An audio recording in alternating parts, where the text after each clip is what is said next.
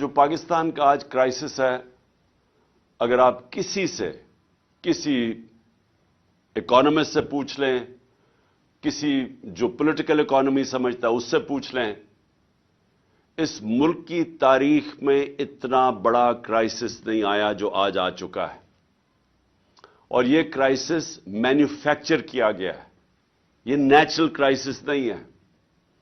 یہ ایک آدمی نے فیصلہ کیا رجیم چینج کرنے کا، سازش کی، اور بھی لوگ ہوں گے اس کے سامنے، لیکن ایک آدمی کے فیصلے کی وجہ سے یہ گورنمنٹ گرائی گئی اور یہ کرائسس شروع کیا گیا اور آج ادھر پہنچ گیا ہے جدھر میں صرف آپ کو بتاتا ہوں کہ ہم آج کدھر پھنسے ہوئے ہیں۔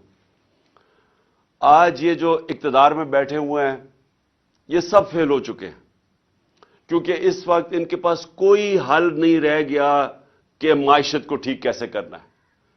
سب نے امید لگائی ہوئی ہے کہ کسی طرح کہیں سعودی عربیہ سے پیسے مل جائیں، یا ہمیں کوئی چائنا پیسے دے دے، یا ہم سیلاب کو بیچیں اور کسی طرح سیلاب سے پیسہ لے لیں۔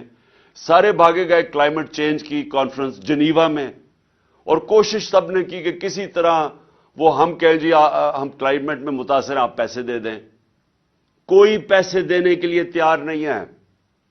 سعودی عربیہ نے سٹیٹمنٹ دے دی ہے کہ اب ہم وہ ویسے پیسے نہیں دیں گے جو ہم پہلے دیتے تھے، ہم کنڈیشنز کر کے پیسے دیں گے، یعنی اگر آپ اپنے ملک میں یہ کریں گے تو پیسہ آئے گا۔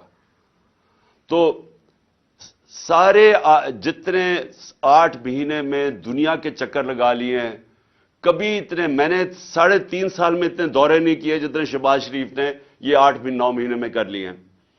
اور بلاول زرداری تو کبھی پاکستان میں ملتا ہی نہیں ہے، وہ سارا وقت دنیا کے چکر لگا رہا ہے، کوئی پیسے نہیں دے رہا۔